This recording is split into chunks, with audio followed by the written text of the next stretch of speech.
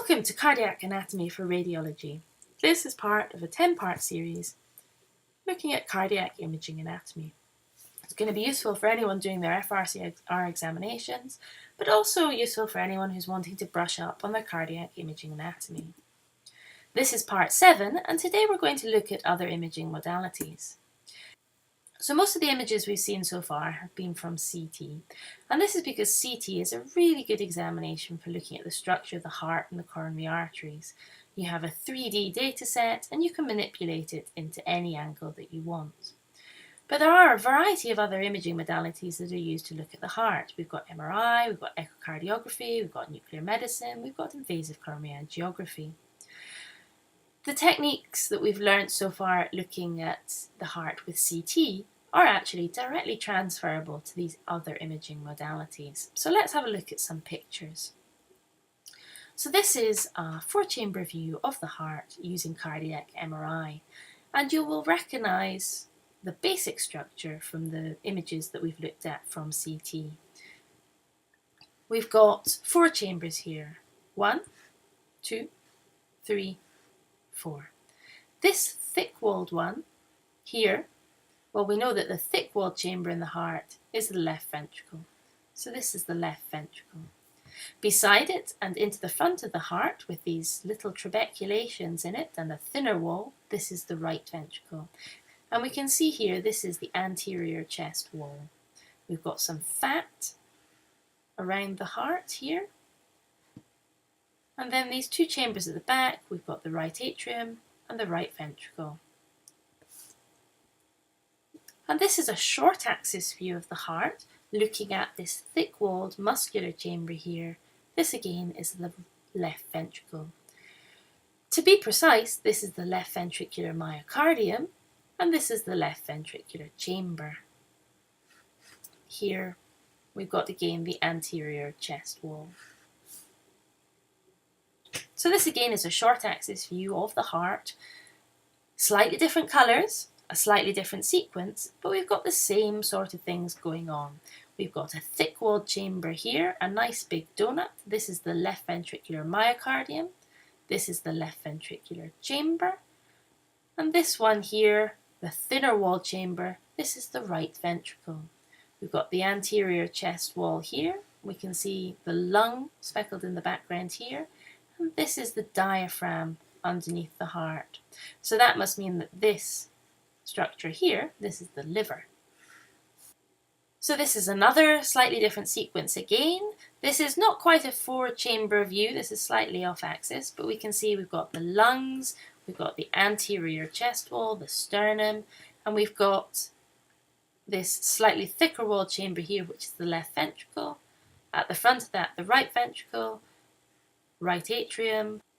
So here's another MRI. This is a 3-chamber view of the heart, and you'll start to notice a sequence here.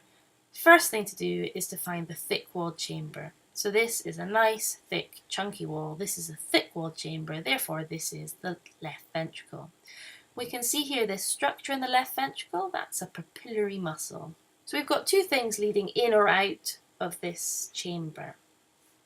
One of these is going to be the left atrium, and the other is going to be the aorta.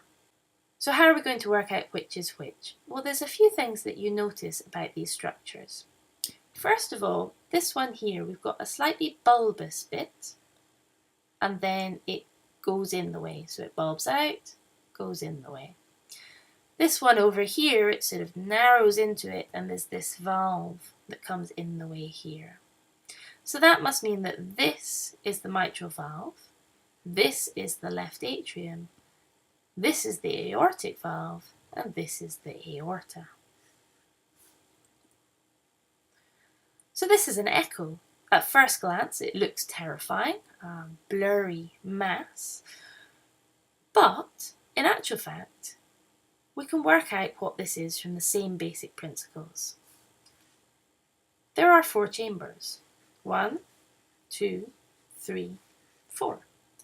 There's not many things in the body that have 4 chambers, so it's probably going to be the heart. The next thing is to work out where the thick-walled chamber is. Well, this is pretty thin and floppy. This is pretty thin, can't really see this bit. This is nice and chunky. This is nice and chunky all the way around there. Therefore, this is the left ventricle. So if this is the left ventricle, then this, which is leading into it, must be the left atrium. Therefore, this valve here, you can see the cusps, lovely here and here, this must be the mitral valve. Therefore, on the other side, this structure that we don't see quite as well must be the tricuspid valve, and this must be the right ventricle and right atrium. Quite simple, really, when you think about it. Now, this is a lovely picture. This is a 3D representation of the heart with the coronary arteries, and you can also see left ventricular function mapped out in a 3D structure. When you see something wonderfully complicated like this, take it back to the beginning again. What bits do I recognise? What bits do I definitely know? Therefore, what are the other bits that I'm seeing? So first of all, we can work out which of the aorta is quite easily. This big tube here with this valve that we see the indentations of here with the coronary arteries coming out either side, this is the aorta. Therefore, this must be the left coronary artery, and this structure that's multicoloured must be the left ventricle. This thing that we don't see quite so clearly is the right ventricle, and behind it here we've got the left atrium. Invasive coronary angiography is a technique that's been used for many years to look at the coronary arteries. Now that we know what the coronary arteries look like in 3D and on CT, we can take that to look at these two-dimensional images and try and think about them in a three-dimensional way. On this side here, we've got a coronary artery that goes round the side of the heart and along the bottom. It's got a few little branches, but no really big branches. We've also got the vertebral column on this side of the image. All of these hints put together mean that this is the right coronary artery. This image here, the vertebral column is on this side of the image. We've got early branches of quite similar sizes with lots of little branches over quite a big structure. This chamber here is over quite a big structure. This chamber here is quite a big chamber. So this is the left coronary artery. This is another view of the left coronary artery, and you can see left main stem, branches, big chamber that you'll see pulsing away. So this is the left coronary artery. So that's it for cardiac anatomy for radiology for today. We'll look forward to seeing you next time.